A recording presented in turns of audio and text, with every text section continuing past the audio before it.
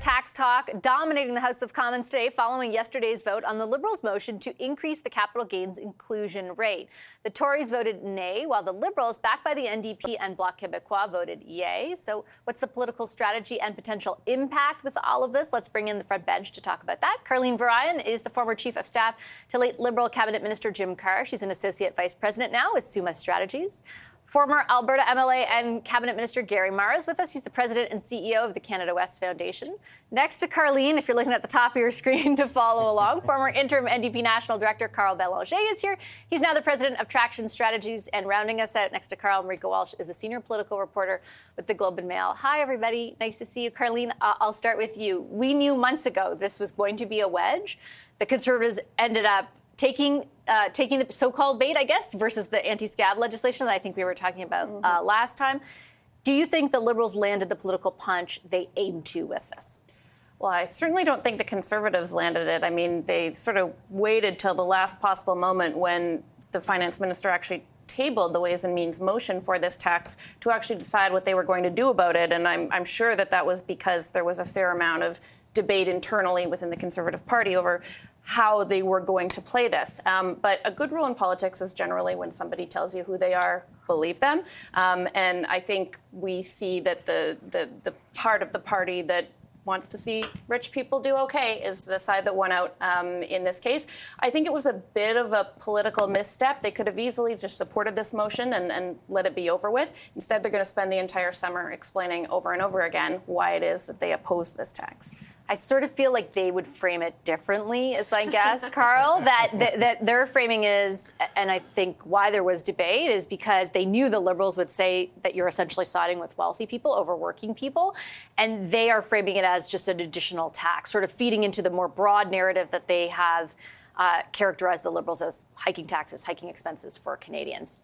What do you think? What's your assessment of that? Well, I think what's interesting is how they did not take the bait in the first place. They waited and waited and waited. And I think they were kind of hoping it would go away and they would just vote against the budget as a whole and everything that comes along. And so splitting it that way, the Liberals were setting up a trap. And I think the Conservatives decided, well, then we'll call your bluff and we'll go at it on this issue.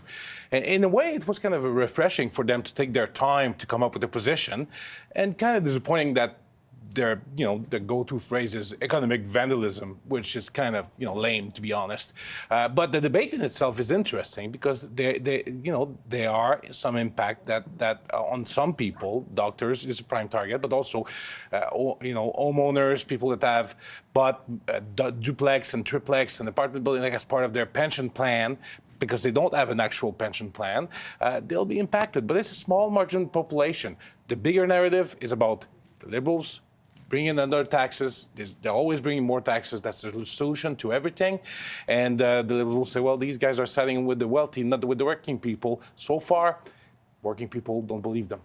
Well, that's, I think, kind of the key question strategically, Marika. Like, if you have these two competing arguments, one is the Conservatives are out for wealthy people, not working people. The other is the Liberals just want to make your life more expensive. Like, ultimately, what will resonate, or do both have a fair shot? I think we don't know which one will resonate. I think the Liberals have struggled to really get out a clear message on why they're doing it and what the frame and the argument for it is.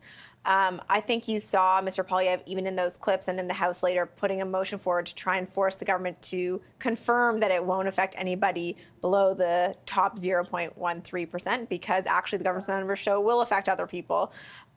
Look, I think to Karleen's point, this is not going to be, or I'd be surprised to see this being the issue that the Conservatives are forced to talk about all summer long. I don't think it has the legs that the Liberals are hoping it has. I do politically find it very interesting that the Conservatives have decided to take on the fight rather than backing down as they did in the anti-scab legislation that you mentioned. And, part of it might just be their brand.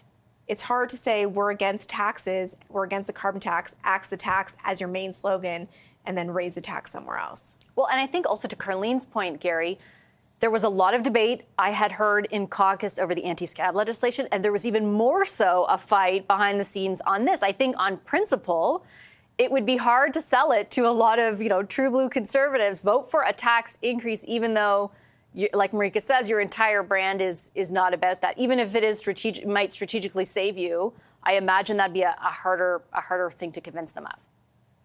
Well, I think you're right. I think Marika's also right that this might not have the kind of legs that the Liberals are hoping for over the course of the summer, because the reality is not many Canadians understand capital gains taxes. However, they do understand the cost of their groceries. They do understand the cost of their gasoline. They do understand the cost of taxes going up in all kinds of ways, shapes, and forms.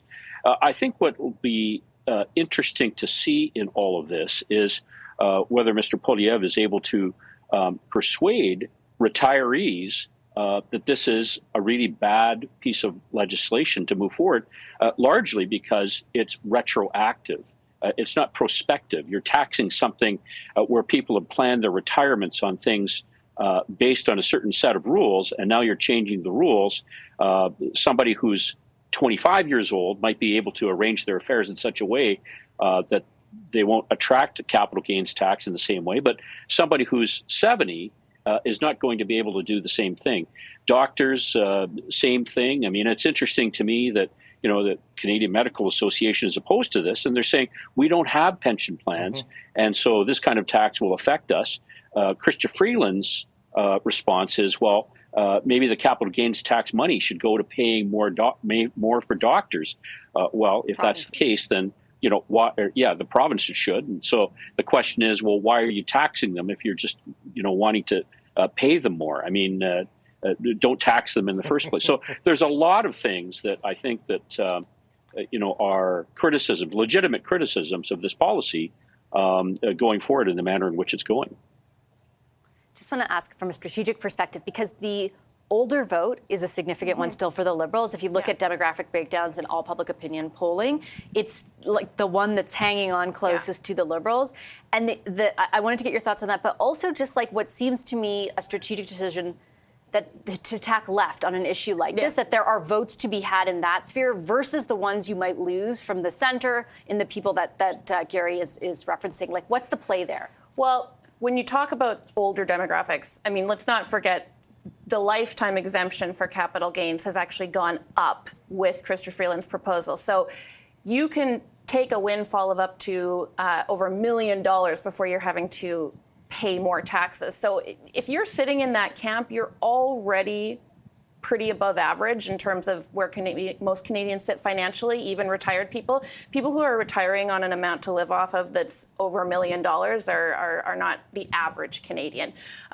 But for those folks who are affected, I think what's interesting is the Liberals did do a lot of public opinion research internally as they were crafting this budget, and they looked into things like this. And what they saw was that young people really, really over-indexed on wanting to see measures taken by the government to pull a little bit more from the wealthiest Canadians in order to pay for stuff like no. Well, I mean, they're thinking about how they're going to afford a house. They're thinking they can't. Yeah. So you raise this $20 billion in revenue, and you use it to pay for things like a housing plan and a dental plan and a national school food program.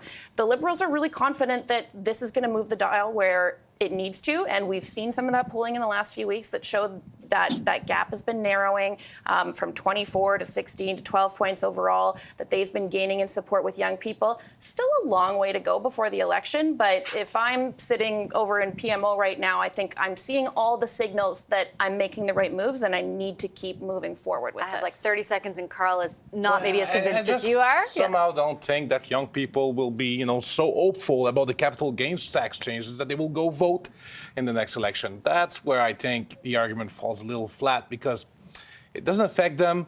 They may like it. I don't think it's a vote motivator. Okay, we have to leave it there. Lots more to discuss.